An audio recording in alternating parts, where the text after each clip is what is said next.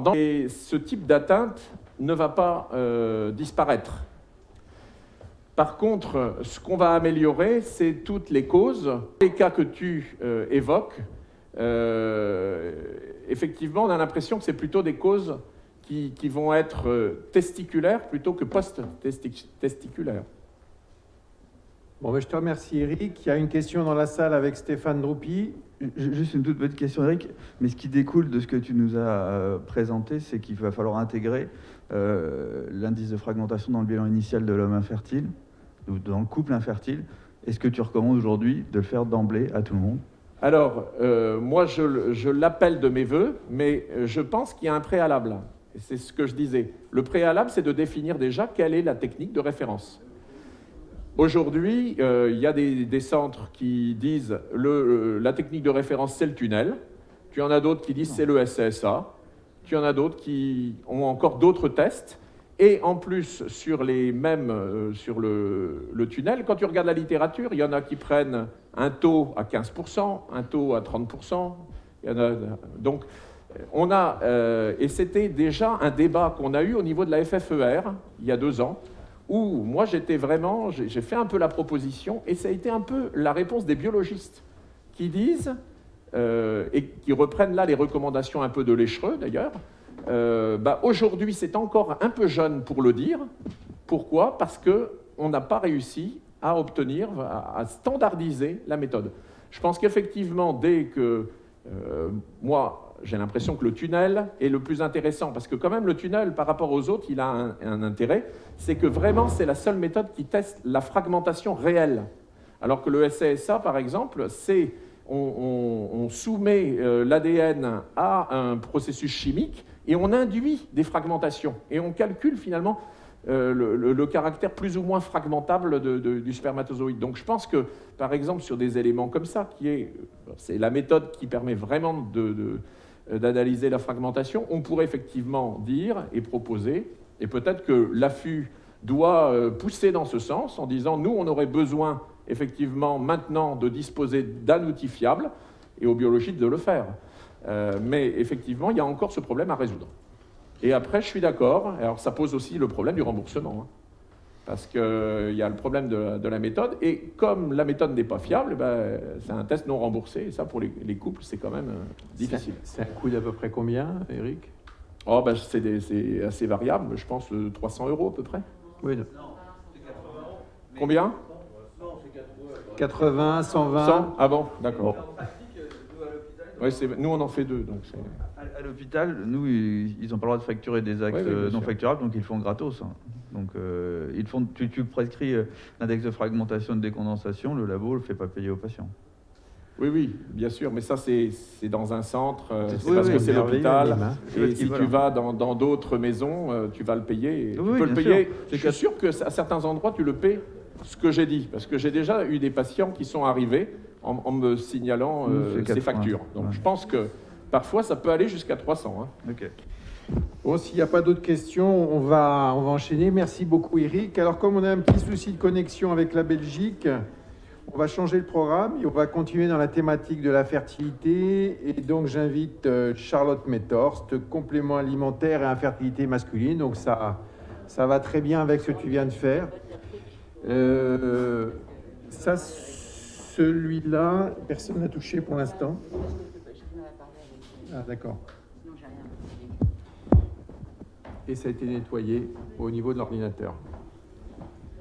Alors, bonjour. J'ai enlevé le masque, j'ai mis la capote à micro. Et j'ai eu la PCR négative hier. Donc, vous ne risquez rien. Donc, je vais vous parler des compléments alimentaires en infertilité masculine. Alors, déjà, en fait, les vitamines, c'est quelque chose d'assez nouveau. C'est Casimir Frank, en 1932, qui les avait décrits, en fait sur des pathologies de carence. Les antioxydants, les compléments alimentaires, c'est souvent utilisé en santé masculine, en santé globale. En santé masculine, le marché est beaucoup plus gros, en fait, sur tous les problèmes de dysfonction érectile. Le marché de l'antioxydant est beaucoup plus petit que ça. Ce qu'il faut savoir d'abord, c'est que la réglementation, en fait, du complément alimentaire et de l'antioxydant, c'est pas la réglementation du médicament. C'est pas la NSM, c'est l'ANSEE. Et donc, ils n'ont pas documenté une efficacité, une innocuité. Ils doivent simplement déclarer, en fait, une amélioration sur un bien-être général. Et il n'y a aucun essai clinique qui est requis pour mettre en place un antioxydant sur le marché aujourd'hui. C'est par contre effectivement un gros marché au niveau mondial. Le complément alimentaire, c'est 100 milliards de dollars par an. En France, c'est 2 milliards par an qui sont dépensés par les patients, avec une augmentation de 5% par an. Donc si vous avez de l'argent à placer, vous pouvez y aller.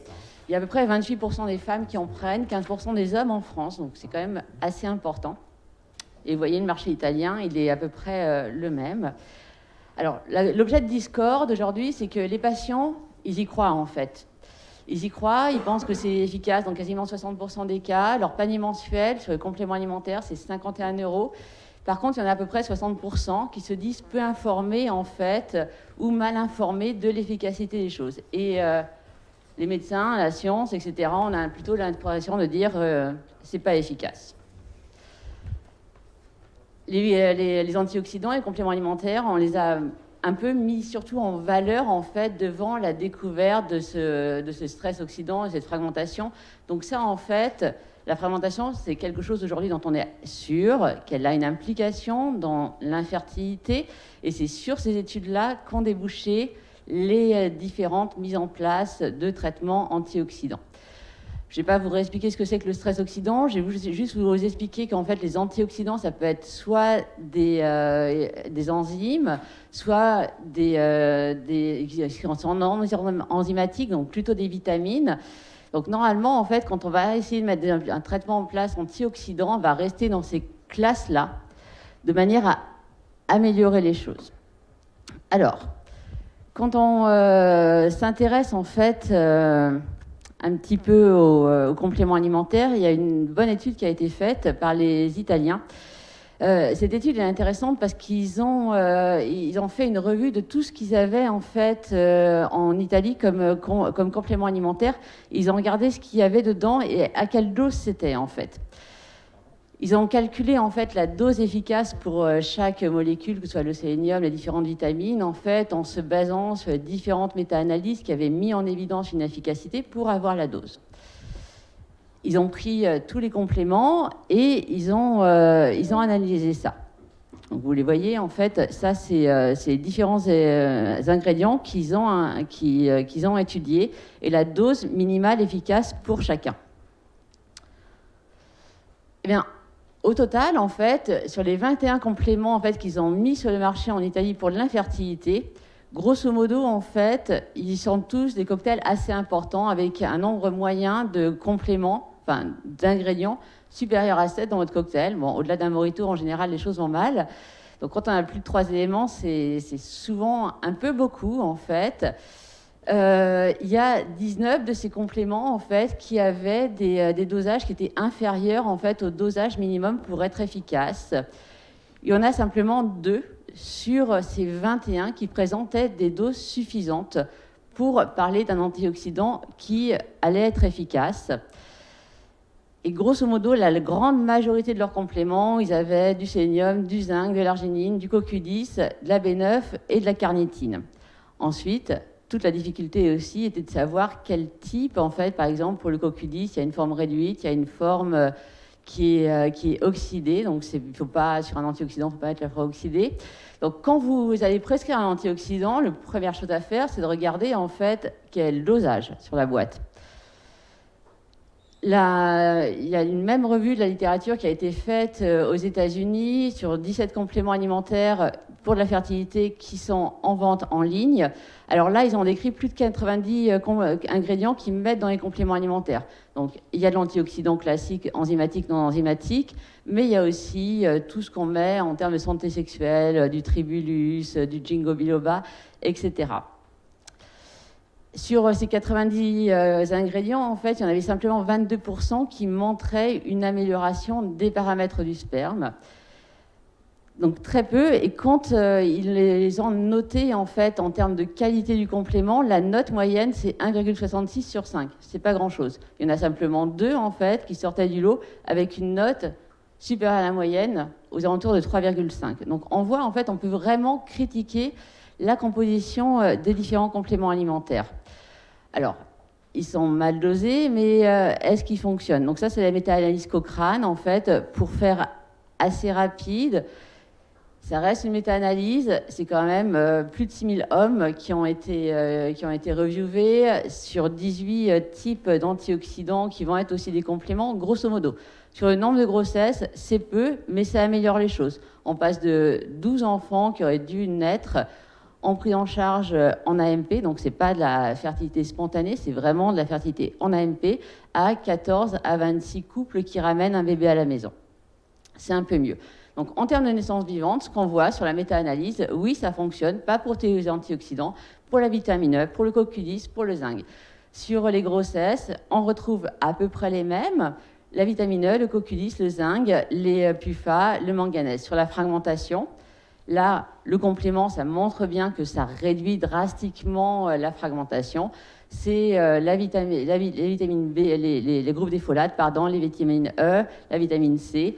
Et quand on veut améliorer les paramètres du sperme, sur la mobilité, c'est la carnitine qui sort loin, loin, loin devant tous, avec le zinc. Et sur la concentration, à nouveau les PUFA et le zinc. Les autres, le sélénium, la vitamine E, la carnitine, un petit peu, et la groupe des folates aussi. Alors, ces compléments, il faut qu'ils soient bien dosés, ils fonctionnent, mais si on en met des trop grosses doses, ou chez n'importe qui, ou à long terme, est-ce que ça ne donne pas des effets adverses? Mais en fait, si, il faut faire quand même assez attention, parce que si on se bourre d'huile de poisson et d'oméga 3, en fait, on peut exacerber des pathologies de la coagulation. La vitamine B6, il y a une photosensibilité, il y a une neurotoxicité, il y a des polyneuropathies, et en plus, ces vitamines et groupe B, en fait, les folates, ils vont être stockés en intrahépatique. Donc, si vous augmentez vraiment les doses, vous pouvez avoir des pathologies hépatiques associées. La vitamine E, elle aussi, elle va donner des problématiques de coagulation. Elle peut donner des problèmes de diarrhée, d'asthénie. Et il faut faire attention chez les patients qui sont suivis en oncologie, en fait. Après une radiothérapie sur l'ORL, ils ont montré qu'il y avait une récidive accrue du cancer. Et sur des méta-analyses, en fait, on a effectivement une augmentation de la mortalité chez tous les patients qu'on a supplémentés en vitamine E post-thérapeutique. La vitamine A, elle aussi, tout n'est pas génial. Ça peut, en fait, chez le fumeur de sexe masculin, augmenter le risque du cancer du poumon et l'incidence et la mortalité du cancer de prostate. Donc, il faut quand même faire attention à ces compléments alimentaires. Ça a beau être vendu sans ordonnance, ça peut avoir en fait des effets adverses. Il ne faut pas hésiter à prévenir nos patients. Ça a aussi des effets adverses sur la fertilité en fait. Ça c'est le fameux équilibre en tout. Tout est yin et yang. Il faut être parfaitement équilibré. Si vous avez trop d'antioxydants sur un stress oxydant, vous avez un stress réducteur qui va faire bien pire en fait que votre stress oxydant. Et ce stress réducteur, on va le voir plutôt sur de la condensation, donc un ADN qui va en fait ne pas se condenser correctement et ce qui va être aussi extrêmement problématique en termes de fertilité. Et par exemple, le sélénium, si on en donne trop et qu'on se retrouve avec du sélénium à plus de 80 mg au niveau du plasma séminal, on va avoir une mobilité qui va dégringoler, une asténo qui va augmenter et des fausses couches qui vont elles aussi augmenter. Ce stress réducteur, il a un impact sur la fertilité, il a un impact aussi sur beaucoup de choses. Sur les cancers, il y a plus de cancers quand on supplémente trop, sur des myocardiopathies, sur des dysfonctionnements de la barrière hémato-encéphalique, des maladies neurogénératives. Donc il faut faire vraiment assez attention. On a été sur, donc ça c'est vraiment sur le sélénium, les vitamines C, les vitamines E, le bêta-carotène, le zinc, le sélénium. Là aussi, en fait, quand on en a trop, on va avoir des échecs en AMP. Donc vraiment, en fait, il faut faire attention à ne pas surdoser non plus les patients en antioxydants. Plus intéressant, donc on a parlé des antioxydants, mais quand on prend un antioxydant, grosso modo, en fait, moi je fais le parallèle avec mes copines qui sont pas médecins, c'est comme si on met de la crème anticellulite et qu'on va manger chez McDo, quoi. Ça marche pas. Le premier truc, en fait, dans l'antioxydant, c'est d'avoir une alimentation saine.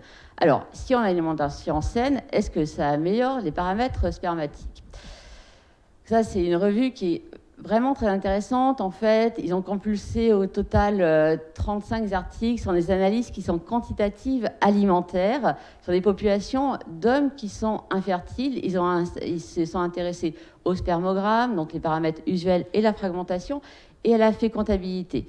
Et effectivement, en fait, sur l'alimentation en termes de paramètres spermatiques, quand on a une alimentation de bonne qualité, riche en oméga 3, en vitamine E, C, bêta-carotène, sélénium, zinc, astaxanthine, lycopène, vitamine D et folate, et bien on va plutôt améliorer ces paramètres du sperme. A contrario, en fait, quand on mange des produits transformés, des acides gras saturés, des acides gras en trans, en fait, on fait dégringoler ces paramètres du sperme. Donc, il y a ce qui est bon, en fait, pour les paramètres du sperme, les poissons, les crustacés, les volailles, plutôt sur un régime méditerranéen, en plus avec le côté antioxydant des fruits et des légumes, et ce qui est pas bon, quoi. Trop de café, trop d'alcool, trop de boissons sucrées, toute sucrerie, enfin voilà, le régime USA, c'est pas bon, quoi. Ils vont pas bien se reproduire. Sur la fécondabilité, en fait, on n'a pas tout à fait les mêmes choses qui sortent, en fait, parce que tout ce qui est régime méditerranéen antioxydant, ils n'ont pas toujours démontré une amélioration des choses, et surtout les études sur la fécondabilité, elles ont été plutôt étudiées sur les mauvaises habitudes alimentaires. D'accord ? Donc là, en fait, ils ont fait remplir des cahiers sur leur prise de café, d'alcool, de cigarettes, plus que sur leur prise en fait d'aliments classiques. Et on voit en fait qu'effectivement, si vous prenez trop de caféine, trop de viande rouge et trop de thé pour son contenu en caféine, là aussi en fait vous diminuez vos taux de fécondabilité. Donc une grande méta-analyse, beaucoup de littérature générale pour comprendre enfin en fait qu'effectivement manger sain c'est peut-être déjà une très très bonne chose. Alors même supplémentation pour tout le monde, non, a priori, il faudrait faire une évaluation personnalisée. C'est vraiment ça qui est extrêmement important. Entre ces deux personnes-là, donc lui qui fait beaucoup de sport, peut-être qu'il prend de la testo un petit peu, peut-être qu'il prend de la protéine à haute dose, et monsieur qui mange chez McDo tous les 2 jours, qui boit du vin rouge, qui fume, on ne va pas donner le même complément alimentaire. D'ailleurs, on ne va peut-être pas leur donner un complément alimentaire d'emblée, en fait. Il va falloir, lui expliquer comment on mange correctement, le mettre au régime, lui faire peut-être diminuer un petit peu le nombre d'heures de sport qu'il fait par semaine, lui faire diminuer les anabolisants, lui faire arrêter le régime hyperprotéiné et lui apprendre ce que c'est qu'une carotte. Voilà.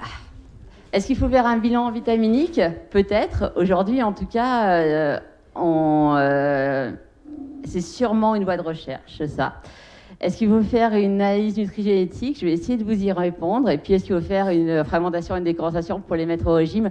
Moi, j'en suis sûre. Mais le premier truc, c'est le bilan nutritionnel et les habitudes. Un peu de sport, arrêter la clope, arrêter de passer sa soirée devant Netflix.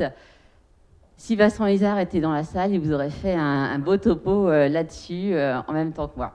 Si on prend la nutrigénétique, l'exemple de MTM-HFR. Alors, je vais essayer de vous l'expliquer en fait très simplement pour qu'on comprenne bien en fait ce que c'est. Alors, MTM-HFR, en fait, c'est une enzyme, c'est la méthylénylate tétrafolate réductase, en fait, qui va être une enzyme clé dans le métabolisme des folates. MTM-HFR, il est impliqué en fait dans ce qu'on appelle le one cycle carbone, en fait, pour faire simple, c'est le don d'un groupement méthyle, qui est juste ce truc-là avec un atome de carbone, 3 atomes d'hydrogène, et c'est la méthionine qui va donner son groupement méthyle et qui va se transformer en homocystéine.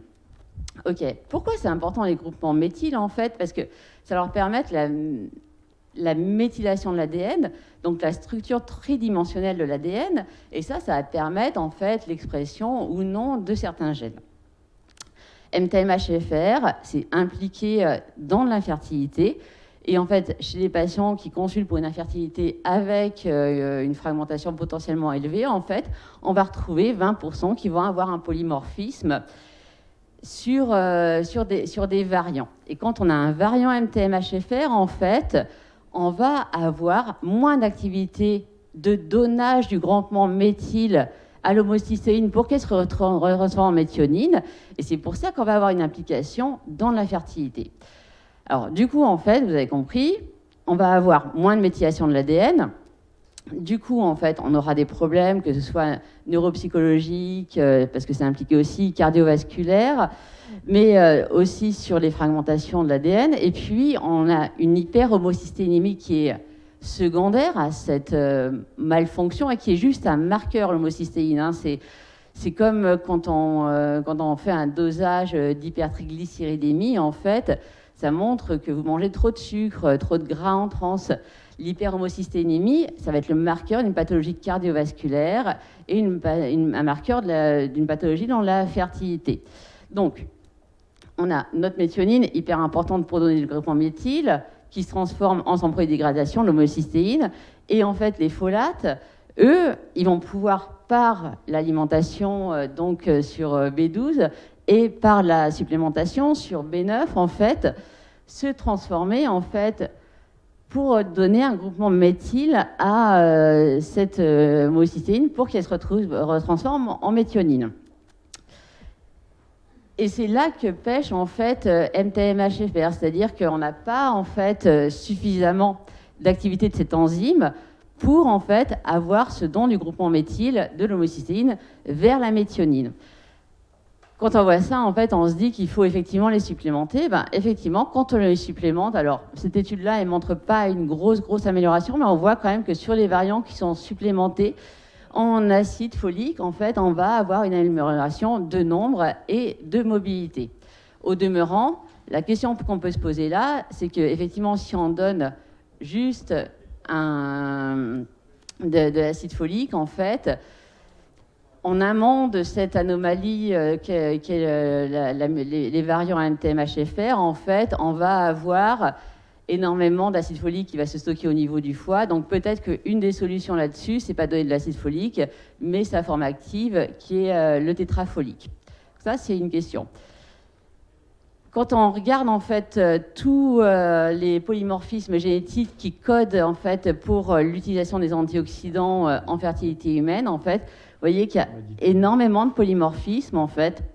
Et du coup, effectivement, chez ces patients à qui on va mettre en place un traitement antioxydant, peut-être qu'il faut s'intéresser à leur polymorphisme génétique. Au total, le complément alimentaire, oui, c'est bien, pas pour tout le monde, pas n'importe quand, et sûrement en fait avec un bilan bien fait avant, que ce soit un bilan clinique, parce que la clinique prime surtout, effectivement, s'il fume, s'il a une varice, s'il est obèse. Éliminer les toxiques, leur réapprendre à manger, ce qui est la première chose, donc partir du produit brut et prendre le temps de mastiquer. Et puis, s'y intéresser, s'intéresser éventuellement à travailler avec des laboratoires qui font l'antioxydant pour leur dire qu'est-ce qu'on pense dont on aurait besoin, par exemple. Est-ce qu'il ne nous sortirait pas un antioxydant sur la mobilité avec carnitine zinc, hein, ça peut être intéressant, sur les bancs dosage, etc. Et puis s'y intéresser aussi parce que les patients en prennent beaucoup, qu'eux, ils ont confiance dans ces compléments-là, et qu'aujourd'hui, vous avez des petits devices comme ça. Lui, il s'appelle Oreo, et c'est un device qu'on peut avoir à la maison pour vous doser, en fait, votre vitamine A, votre vitamine E, etc. Ça, c'est aux États-Unis. Il est sorti depuis déjà 4 ans. C'est quelque chose qui fonctionne bien. Peut-être que demain, ils auront la même chose à la maison, en fait, pour doser leurs antioxydants au niveau séminal, et donc se poser la question eux-mêmes, avant que nous, on se la pose, de quel antioxydant il faudrait que j'ai pour améliorer ma fertilité spontanée ou en AMP. Merci beaucoup. Lévi. Bon, merci beaucoup, Charlotte. En fait, on était un petit peu avec Antoine, on essaie que Rachel Lévy, qui va nous parler du mode de vie, puisse prendre la suite de ta communication. C'est pour ça qu'on essayait de vérifier sa connexion. Bon, merci beaucoup pour cette excellente présentation qui a introduit assez largement la thématique. Est-ce que vous avez des questions sur antioxydants, fertilité ? Santé sexuelle, où est-ce qu'on en est Alors, sur la santé, alors ça, c'est un autre topo que je peux te faire quand tu veux. Sur la santé sexuelle, il y en a énormément. Alors là, il y a un peu de tout et n'importe quoi. L'avantage, en fait, c'est qu'en termes de santé sexuelle, il y a des études sur des petites cohortes bien faites en double aveugle. Grosso modo, sur la santé sexuelle, ce dont il faut se rappeler, c'est que tout ce qui va être sur la voie du monoxyde d'azote, ben, effectivement, ça va améliorer les choses. Donc, typiquement, en fait, tout ce qui va être aussi, qui va avoir l'AMM, par exemple, en Allemagne, sur les maladies vasculaires neurogénératives, en l'AMM. Donc, le ginkgo biloba, les flavonoïdes, le tribulus, etc. Ça améliore un peu. Alors, c'est pas un IPDE5, mais ça améliore un peu. Sur la santé sexuelle, là où il faut avoir un petit bémol, c'est que grosso modo, en fait, ce qui est vendu comme complément alimentaire, qui est censé être des herbes ou des vitamines, parce que c'est ça la définition du complément alimentaire, souvent, ça contient des IPDE5 ou de la testo. Donc vraiment, là, il faut savoir regarder ce qu'il y a dans la boîte et mettre le doigt dessus pour nos patients. Alors, je ne sais pas s'il y a d'autres questions dans la salle. Stéphane, Droupi? Oui, juste un petit commentaire pour rebondir, si je peux me permettre sur ce que tu as dit. Je ne touche pas, hein, tu as raison. C'est censé pas être touché. Ouais. Juste avec la No bouche. touch, comme les orthopédistes. C'est drôle quand même. Mais en J'irai pratique... pas plus loin. Oui, non, ne va pas plus loin parce que là c'est un petit peu agressif. Je suis pas très à l'aise, je ne sais pas si vous avez remarqué. Je vois que tu n'es pas Eric hyper à l'aise. me présente une affaire comme ça, là, mais bon. Non, ce qui est important, et l'idée, elle serait illusoire, c'est qu'il y ait un traitement qui soit bon pour tout le monde, ouais. C'est à l'évidence pas possible. Après, l'idée qu'il n'y ait pas assez de tel ou tel produit, on peut aussi se poser la question de l'effet cocktail, parce que l'effet cocktail, on sait que pour les toxiques, il existe. Peut-être que d'en mettre plusieurs à des petites doses peut être intéressant aussi, pour avoir un effet global antioxydant intéressant. Et on revient à ce qu'on disait tout à l'heure avec Eric sur l'intérêt d'un test, parce que tout ça, on voit qu'il y a des fragilités individuelles et que tout le monde n'est pas aussi sensible au stress oxydant qu'un autre. Donc c'est important de mais dire ça, c'est les polymorphismes de toutes les enzymes antioxydantes. Et aujourd'hui, c'est important d'avoir un test parce que combien de temps on va leur filer les antioxydants Écoute Stéphane, nous attelons le CAMS à essayer de faire des recommandations sur la FRAG. Mais du coup, on est obligé d'avoir un test avant, un test après pour savoir quand est-ce qu'on arrête, quand est-ce qu'on passe à autre chose. Et tout ça, c'est en cours. Mais écoute, la société américaine en fait de médecine de la reproduction en fait a émis des recommandations sur la fragmentation et elle recommande une fragmentation avant toute prise en charge en AMP en fait. Hein, c'est quand même beaucoup moins cher que de faire une FIV à 6 000 €. Voilà. Moi, sur le complément alimentaire, par exemple, il y a un profil de patient sur lequel en fait je sais que jamais j'ai un résultat aussi bon que je voudrais. C'est les patients constitutionnellement hyper maigres, hein, avec un BMI inférieur à 17, c'est quand même relativement rare. Mais ceux-là, en fait, j'ai beau y mettre toute ma bonne volonté, de leur donner en fait tous les conseils diététiques, etc. Le patient constitutionnellement maigre, en fait, j'arrive rarement, même quand ils prennent le bon complément alimentaire, etc., à avoir en fait une amélioration des taux de fragmentation. C'est un truc sur lequel il y a sûrement quelque chose à travailler là-dessus. Hein. C'est une petite partie de la population, mais c'est vraiment ceux sur lesquels je bute. En tout cas, c'est une question qui est très compliquée, parce que tu as mis l'accent dessus. D'une part, je pense qu'il est quand même logique de rappeler qu'il est mieux de corriger un mode de vie que de donner des antioxydants. Deux, on est dans une attitude complètement empirique, sans savoir exactement ce qu'on va corriger, et ni les résultats qu'on obtient, parce qu'on reste tout le temps basé sur nos données de spermogramme qui sont quand même complètement déconnectées de ce qui se passe des fragmentations, oui, tout à fait. Ouais. À l'époque des infox et des fake news, je crois qu'on voit le marché financier que ça représente. Ah oui. Alors, oui, non, c'est pour ça que je vous ai mis ça. Au demeurant, je voulais moduler le marché financier de l'antioxydant pour la fertilité en France. Ça reste une niche, hein, c'est pas les 2 milliards. Hein. Les gros marchés, c'est tous les troubles du sommeil, neurodigestifs et les troubles de la santé sexuelle sur la dysfonction érectile. Hein. C'est C'est pas du tout le même market. Ben, c'est quand même l'ensemble des couples infertiles Oui. qui sont dans des parcours d'AMP. C'est donc quelque chose comme 60 000 couples, c'est pas rien non plus. Mm.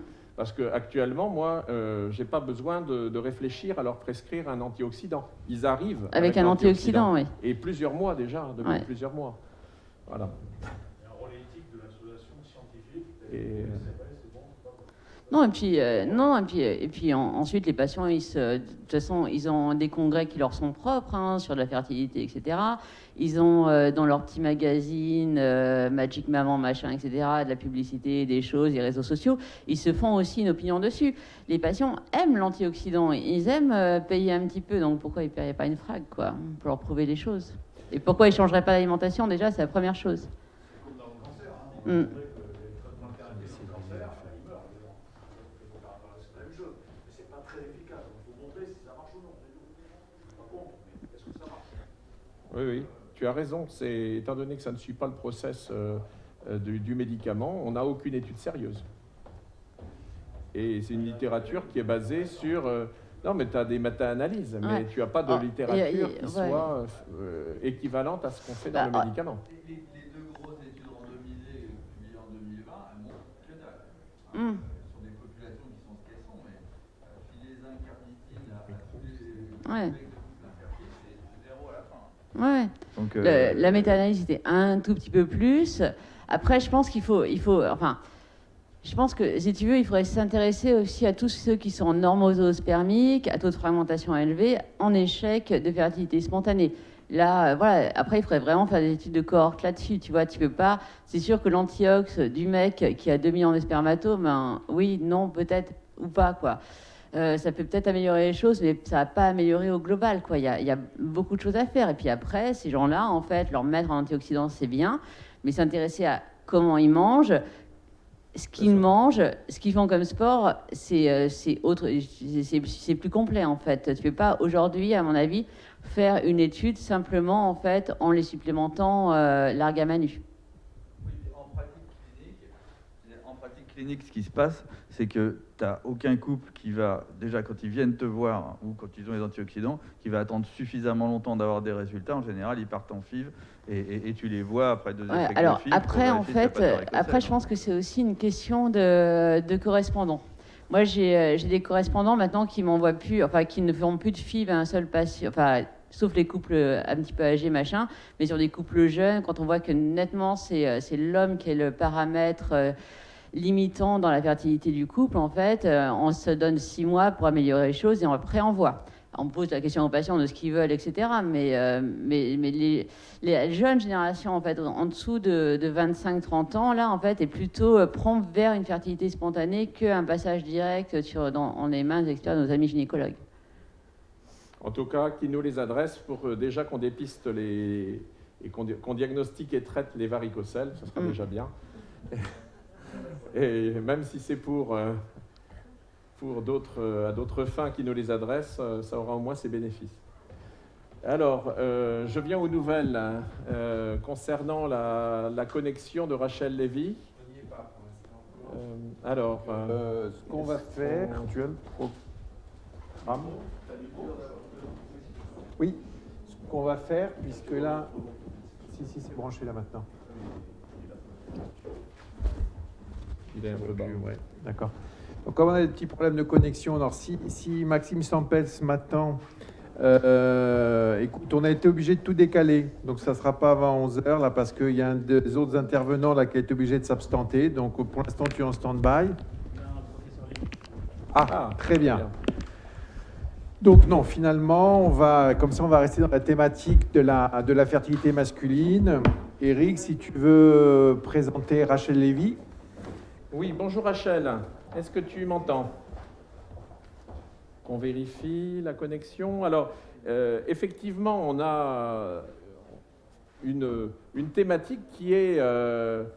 on continue un petit peu sur la lignée de la compréhension de l'impact du mode de vie sur la fertilité masculine, après avoir vu les antioxydants et avoir... vu à quel point la fragmentation de l'ADN pouvait compromettre les résultats en ICSI. Donc, on va avoir une conférence par Rachel Lévy, qui est une des spécialistes françaises, sinon la spécialiste, concernant l'impact du mode de vie et de la nutrition sur la fertilité féminine et également masculine. Donc, Rachel, on te voit avec une petite fenêtre, mais est-ce qu'on t'entend bien? Est-ce que tu peux faire un petit test? Oui, je pense que c'est bon Oui, pour c'est moi. parfait. Pour vous aussi, c'est bon? Oui, parfait. Alors, c'est parti. Tu me donnes le top. Ah bah écoute, on t'écoute, on est tout oui. Alors, merci pour cette invitation. Et donc, en effet, on va parler au cours de cette conférence du mode de vie et de la fertilité masculine. Ce que l'on sait, c'est que ce mode de vie, à savoir l'obésité, mais pas que, aussi le statut métabolique, l'alimentation, le sommeil, on travaille beaucoup là-dessus aujourd'hui, l'activité physique et le stress, tous ces éléments de ce que les Anglais appellent les lifestyle factors peuvent jouer sur la qualité et la quantité des gamètes, mais aussi, et ça c'est nouveau et plus important, sur la santé future de l'enfant. Et alors ça, c'est particulièrement vrai au cours de deux périodes particulières, qu'on appelle des périodes critiques d'exposition, qui sont d'une part la périconception et d'autre part la péripuberté. Alors là, on va essentiellement parler de la périconception, en sachant que si on considère les 9 mois de vie in utero et les 2 premières années de vie, si vous sortez les calculettes, ça correspond à ce qu'on appelle les 1000 jours. Et bien sûr, nous, on s'intéresse en particulier à la période qui permet la fabrication des gamètes. Et ça nous permet de rajouter 3 mois à peu près le temps de production de ces gamètes. Alors les questions qu'on va se poser, c'est bien sûr, comment évaluer cet impact, et puis peut-être, on va voir quelques diapositives, comment intervenir, et puis surtout, comment intégrer l'aspect transgénérationnel. Alors, ce qu'on sait, c'est que cette période qui entoure la conception, elle est très importante. Elle est très importante à tel point que The Lancet et Fertile Stérile, en 2018, ils y ont consacré un numéro spécial, chacun que je vous recommande.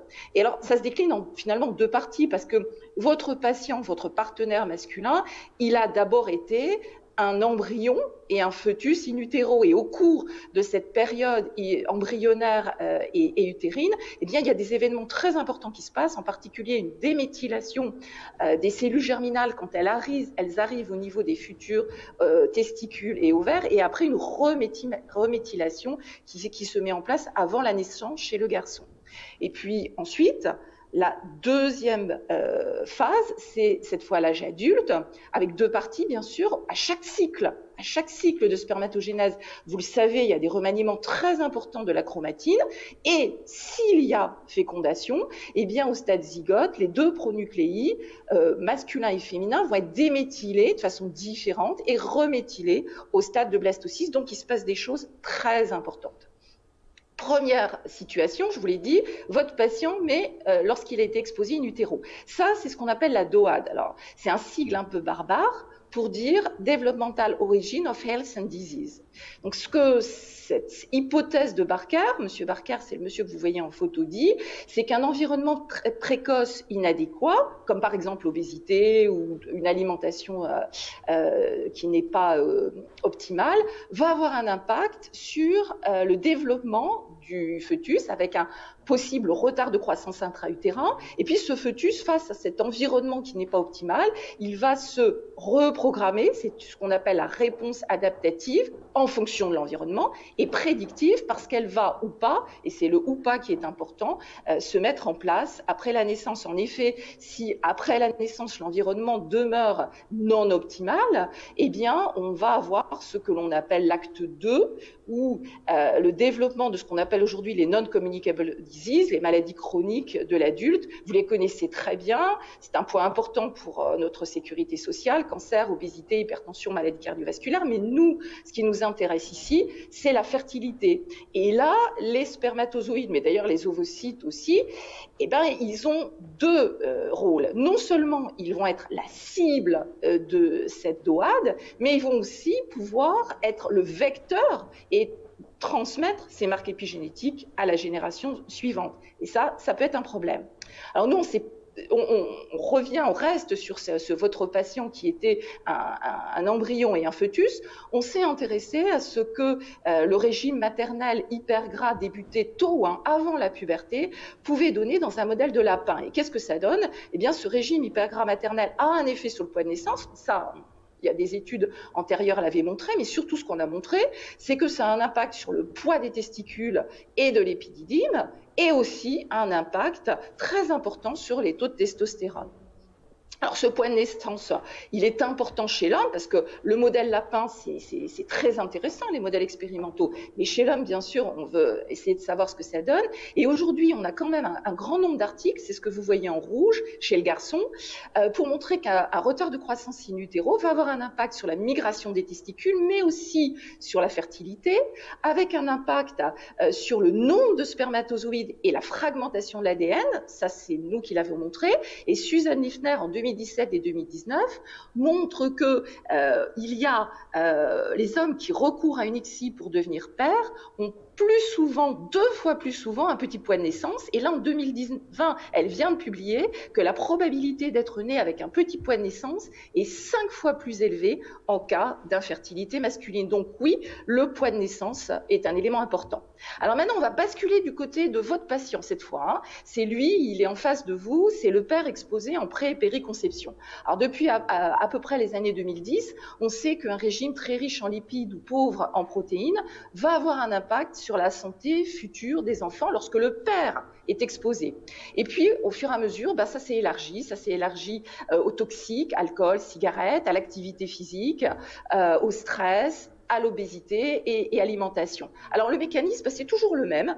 Le premier effet, on va dire, sont des anomalies qualitatives et quantitatives sur les spermatozoïdes.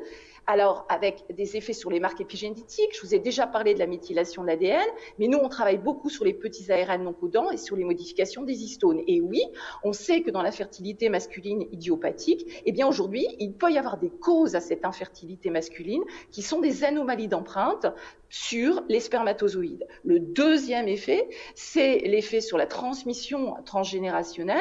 Et on sait, c'est la Société européenne de cardiologie qui nous dit que la boisson, le fait de boire de l'alcool 3 et 6 mois avant la conception, ça peut avoir un effet très important sur les cardiopathies congénitales parce que, eh bien, vous voyez que ce risque de malformation cardiaque congénitale, eh bien, il est beaucoup plus élevé, plus de pratiquement 50% élevé quand c'est le père qui boit et seulement, si l'on peut dire, de 16% lorsque c'est la mère qui boit. Alors, dans les modèles expérimentaux, on peut faire des trucs absolument géniaux. Et donc, nous, on travaille avec Valérie Grandjean à Nice. Et ce qu'elle montre, c'est en 2 étapes. Un, il y a un profil de ces micro-ARN, les petits ARN dont je vous parlais, qui est différent chez la souris mâle obèse et la souris mince. Et deuxièmement, lorsqu'on arrive à isoler, et on peut le faire aujourd'hui, ces MIR, et en particulier le MIR19, et qu'on l'injecte dans un zygote, un 2PN, dont les 2 parents, papa et maman souris, ont une alimentation absolument irréprochable, eh bien le petit va développer un diabète et une obésité. Donc ces MIR19 vont être à l'origine d'un vecteur d'hérédité épigénétique de pathologie métabolique. Mais ça ne s'arrête pas là, puisque ce phénotype pathologique va pouvoir être hérité aux générations suivantes, après croisement avec une partenaire tout à fait saine. Mais ce qui est important, c'est qu'aujourd'hui, on retrouve, nous, dans notre protocole Métasperme, ce MIR19 dans le liquide séminal de nos patients, donc des humains qui sont des partenaires de couples infertiles, et donc on travaille là-dessus. Alors, sur l'impact chez l'homme obèse, aujourd'hui on sait, il n'y a plus photo, que l'IMC a un impact sur la fertilité spontanée, mais aussi sur la fertilité en AMP, 35% de naissances vivantes en moins.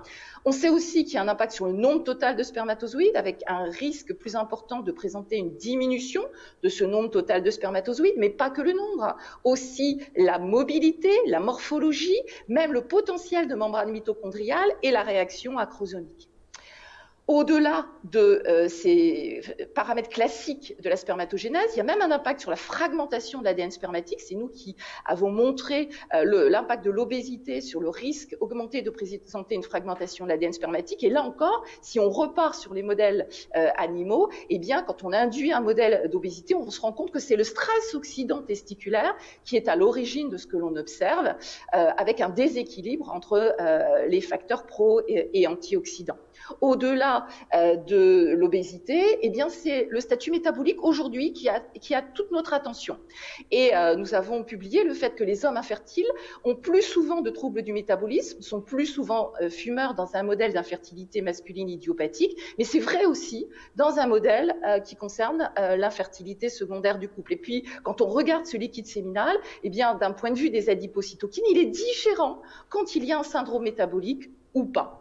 Donc, finalement, pour conclure cette première partie, vous voyez que comment l'obésité va avoir un impact, comment ce mode de vie va avoir un impact sur la fertilité masculine, eh bien, on retrouve la piste épigénétique, bien sûr les désordres hormonaux, et puis toute une série de facteurs comme l'apnée du sommeil, comme les perturbateurs endocriniens, comme le stress, qui vont également pouvoir expliquer cette infertilité, avec, je viens de vous le démontrer, un impact sur la qualité du plasma séminal et des spermatozoïdes, un impact à la fois sur le noyau des spermatozoïdes, aussi sur le potentiel de membrane mitochondriale et sur la membrane de ces spermatozoïdes.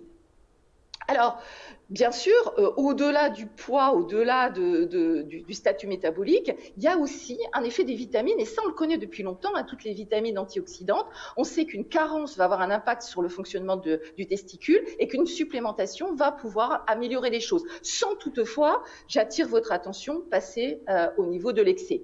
Mais ce qu'on mange a priori tous les jours, c'est pas des vitamines, c'est plutôt des aliments, et c'est Salah Swellos qui nous dit, alors vous voyez c'est très clair sur ce schéma, alors il faut pas se tromper de côté, mais les aliments riches en antioxydants ont un effet positif sur la qualité du sperme et aussi un résultat favorable sur l'issue de l'AMP, et assez intuitivement, il vaut mieux favoriser les légumes et les fruits, la viande blanche et les oméga 3 par rapport à tout ce qui est très sympathique mais qui est de l'autre côté du miroir et qui va pouvoir au contraire être un facteur négatif.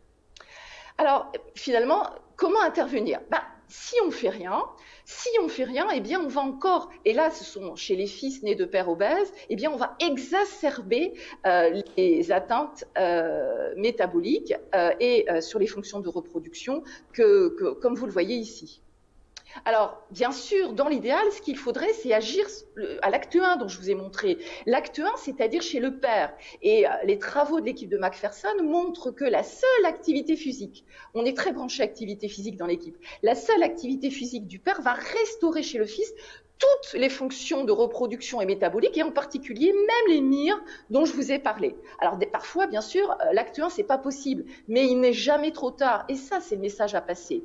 Et même quand on s'intéresse au fils né de mère obèse, la seule activité physique de ce fils va améliorer le stress oxydant testiculaire dont je vous ai montré, la qualité du sperme et finalement leur fertilité.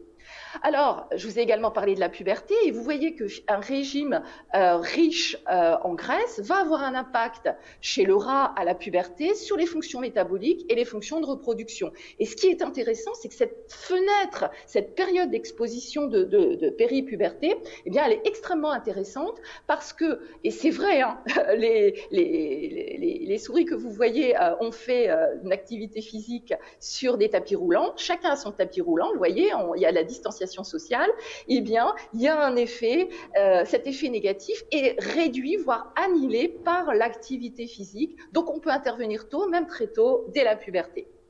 Alors bien sûr, nous, ce n'est pas la puberté qui nous intéresse, c'est cette période périconceptionnelle. Et donc, on s'y est essayé dans l'équipe, dès 2014, chez des patients qui présentaient obèses avec une fragmentation de l'ADN spermatique. Et bingo, on a réussi à améliorer le statut métabolique hormonal, on a fait régresser, on a normalisé l'ADN spermatique, on a gagné au niveau du plasma séminal avec un rééquilibrage de ce liquide séminal, et finalement, on a eu des naissances soit spontanées, soit par insémination. Quelques années plus tard, en 2017, MIR a obtenu le même impact sur la fragmentation de l'ADN spermatique. Mais l'équipe qui est la plus avancée, c'est l'équipe de Régine et Irène Régine et Eric Stigers-Tenissen, que vous connaissez certainement, et qui eux ont mis en place une plateforme web qui maintenant fonctionne depuis plus de 10 ans et qui fonctionne assez bien avec une compliance de l'ordre de 50%. Nous, on a lancé Pepsi depuis 2014 et donc on propose une prise en charge globale, c'est le mot-clé, et personnalisée aux couples infertiles dans notre centre. Alors évidemment, je vous ai dit que l'obésité, c'était pas bien et que ça avait un effet négatif, donc on pourrait tenter de dire que la chirurgie bariatrique, c'est la solution. Alors en 2005-2012, c'était pas du tout la solution parce qu'avec des case reports, et ce que vous voyez, c'est la publication de Nathalie Sermondade, eh bien on a finalement montré qu'il y avait un risque de diminution très importante du nombre total de spermatozoïdes. En 2017 et 2018, El Bardizzi et Samava ont montré le contraire. Oh non, au contraire, la chirurgie bariatrique, ça améliore les choses. Et finalement, c'est le PHRC Bariasperm qui a permis cette publication il y a quelques mois.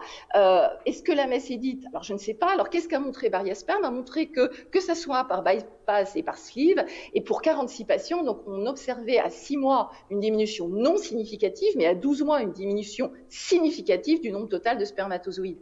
Alors, bien sûr, la messe n'est pas complètement dite, et il faut continuer avec des effectifs plus importants et surtout sur un suivi plus long, mais globalement, c'est vrai que l'on pose la question de l'autoconservation de spermatozoïdes avant chirurgie bariatrique. Mais bien sûr, ça va plus loin. Je vous ai parlé de ces marques épigénétiques. Et la question, c'est de savoir ce qui se passe. Alors, ce qui se passe en deux parties, eh bien, il y a des différences importantes. Vous voyez plus de 9000 gènes qui sont méthylés de façon différente entre les hommes obèses et les hommes minces. Et quand on regarde 6 hommes obèses avant et après chirurgie bariatrique, il y a 3 points. 1, au bout d'une semaine seulement, 1500 gènes sont méthylés différemment. 2, après un an, plus de 3900 gènes restent méthylés différemment. Mais moi, ce qui m'intéresse le plus, c'est que finalement, après chirurgie bariatrique, le phénotype de ces patients, quand on les regarde, ils ont un phénotype tout à fait normal, mince. Eh bien, le profil, en tout cas de la méthylation d'ADN portée par les spermatozoïdes, demeure différent après chirurgie bariatrique chez ces patients qui ont un phénotype mince. Et on peut imaginer une espèce d'héritage ou de mémoire épigénétique. Alors, les compléments alimentaires, il y a beaucoup de publications qui montrent une amélioration de la qualité spermatique, mais finalement, l'impact sur les taux de grossesse clinique, je vous laisse voir comme moi la méta-analyse de Showell, qui est maintenant bien connue, eh bien, en termes de grade, de niveau de preuve, ça reste faible et très faible. Pourquoi? Parce que on est tous différents. Et ces différences, elles tiennent à quelques paires de bases, c'est ce qu'on appelle les polymorphismes génétiques. Donc, on a réfléchi avec la BIDEDI dans le cadre du projet Fab Life, on a proposé une prise en charge personnalisée, multifacette. Ça veut dire quoi? Personnalisée à l'extrême, ça veut dire qu'on intègre des polymorphismes génétiques et pas n'importe quel gène, 23 gènes qui interviennent à la fois sur le métabolisme et sur la fertilité. Multifacette, ça veut dire qu'on s'intéresse au mode de vie, l'alimentation, mais aussi l'activité physique, et que le régime qui va être proposé, c'est un régime personnalisé. Et en plus, la prise de compléments alimentaires. Alors, qu'est-ce que ça a donné au bout de 15 semaines de cette prise en charge? Bien, vous voyez qu'on a une diminution très significative et plus importante encore que celle que nous attendions sur la fragmentation de l'ADN spermatique de ces patients, qui était notre outcome. Par contre, comme vous le voyez, il n'y a pas d'impact sur les paramètres spermatiques classiques. L'impact est ciblé sur la fragmentation de l'ADN des spermatozoïdes. Alors, au total, en 2020, j'espère vous avoir convaincu que le partenaire masculin du couple compte. C'est pas moi qui vous le dis, c'est Christopher Barat.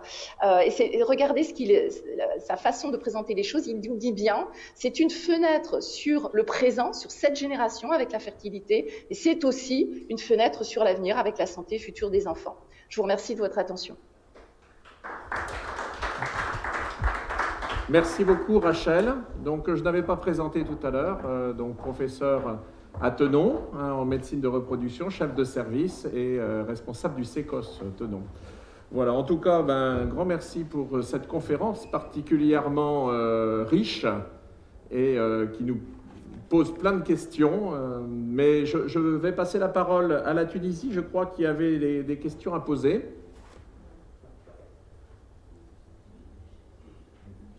Et après, on va faire le tour des différentes salles pour que chacun puisse poser les questions. On avait une question tout à l'heure à poser. Alors, on assiste parfois à certains paradoxes. à savoir, on conseille les gens de ne pas manger de viande rouge, alors que le cartésien de ne pas manger de la viande rouge, c'est sa richesse en carnitine. Et ça se trouve que la carnitine est impliquée directement dans l'obstruction des artères. Et en contrepartie, on surdose la carnitine dans les compléments alimentaires et c'est l'élément le plus dosé. Et on arrive même à avoir l'équivalent de 10 kg de viande en termes de L-carnitine. J'aimerais bien avoir votre avis là-dessus. Rachel, est-ce que tu as compris la question de notre ami tunisien? Donc, c'est pas un paradoxe. En fait, vous rappelez-vous le schéma de Salas-Wheeler, c'est ce qui consiste d'alimentation équilibrée. Le mot-clé, c'est équilibré. J'ai pas dit qu'il fallait pas manger de viande rouge. J'ai dit qu'il ne fallait pas manger que de la viande rouge ou beaucoup de viande rouge. Si vous mangez de la viande rouge tous les jours, c'est pas bon. Ça, c'est clair. Mais j'ai pas dit qu'il fallait exclure la viande rouge. Et vous avez raison, pas seulement pour la carnitine, mais aussi pour la vitamine B12 et d'autres choses, et le fer en particulier. Donc, le mot-clé, c'est équilibré.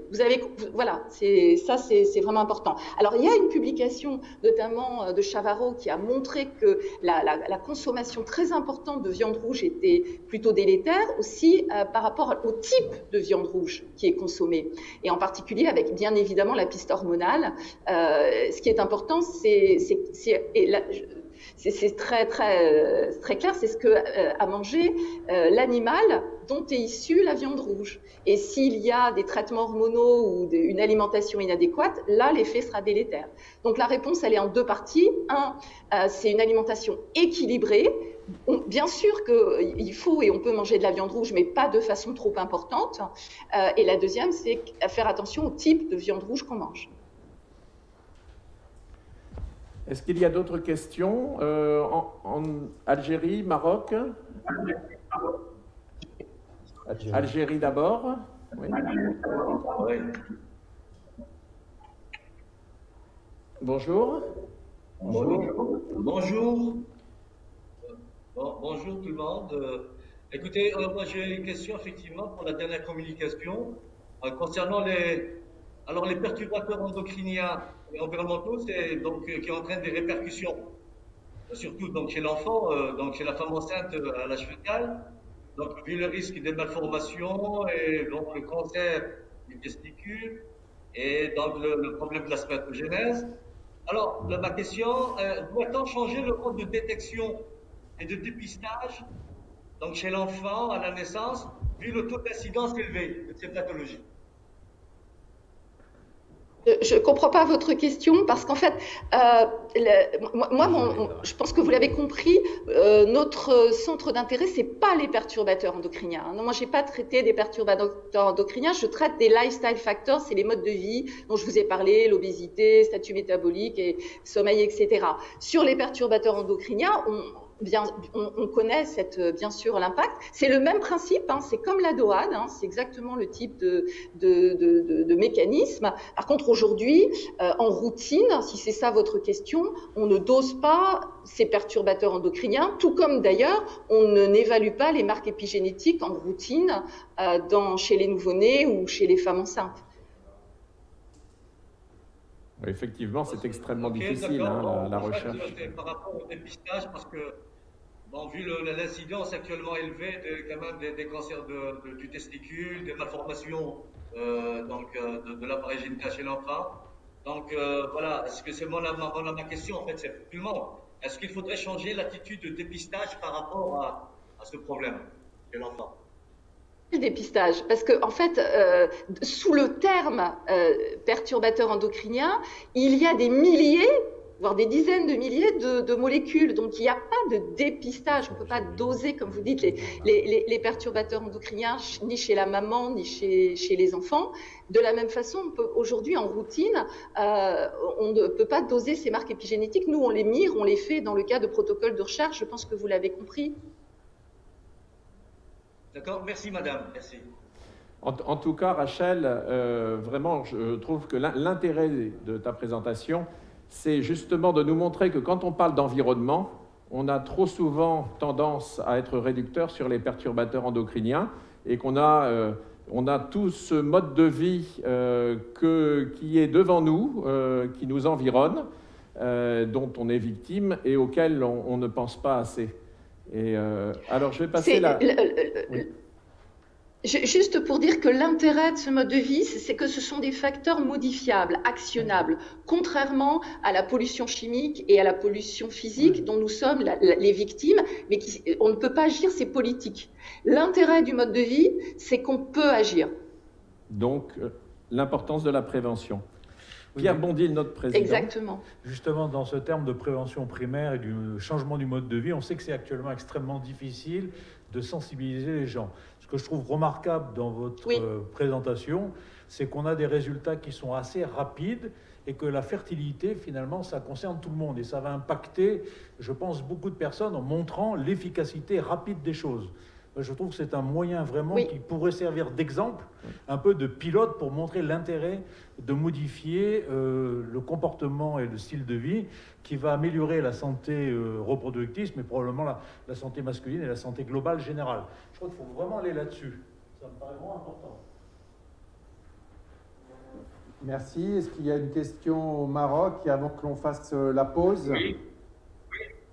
Alors, pour reprendre ce que vient de dire Rachel sur le changement des modes de vie, à quel moment au cours d'une consultation pour infertilité, il faut penser à intervenir sur le mode de vie? Merci pour cette question. Ma réponse, ça va être le plus tôt possible, en fait. Même avant, vous avez bien compris que tout ce que je vous ai présenté, c'est vrai dans le cas de l'infertilité, mais c'est aussi vrai pour toutes les grossesses. Je crois que c'est le message aussi fort. Et donc, pour répondre à votre question, le plus tôt possible, dès que vous avez le désir d'enfant, dès que le couple souhaite mettre en œuvre une grossesse, c'est là que doit se poser la question. Donc on est en train, il y a un papier qui est soumis dans Human Reprod et j'espère que la prochaine fois on pourra en parler. En fait, on a grâce à nos publications sur le mode de vie, on a établi un score qui est très robuste. Un score qui permet de discriminer les couples fertiles et les couples infertiles. Donc, vous voyez que dès le désir de grossesse, les patients pourront assez rapidement, les couples pourront assez rapidement déterminer s'ils sont fertiles ou infertiles. Bon, mais je remercie Rachel Lévy parce que ça nous a particulièrement intéressés. Quand il y a des urologues dans la salle, tout le monde n'est pas, entre guillemets, comme Eric et Stéphane et comme d'autres dans la salle, très, très axés sur la fertilité. J'espère que ça donnera aux plus jeunes l'idée un petit peu de s'axer. Vous voyez un petit peu l'importance des facteurs environnementaux dont on parle dans la médecine sexuelle, la dysfonction érectile, mais pas que. Voilà. Merci beaucoup Rachel. Donc là maintenant on va faire une pause de 1 quart d'heure. Merci Eric. Au revoir. Bon congrès. Et donc Merci on beaucoup, reprend Rachel. à 11h05. À 11h05, tout le monde en bas. Alors, le décalage, on commencera avec la session sur les implants péniens. Faites attention aux mesures barrières. Mettez-vous éventuellement un petit coup de gel avant de remonter.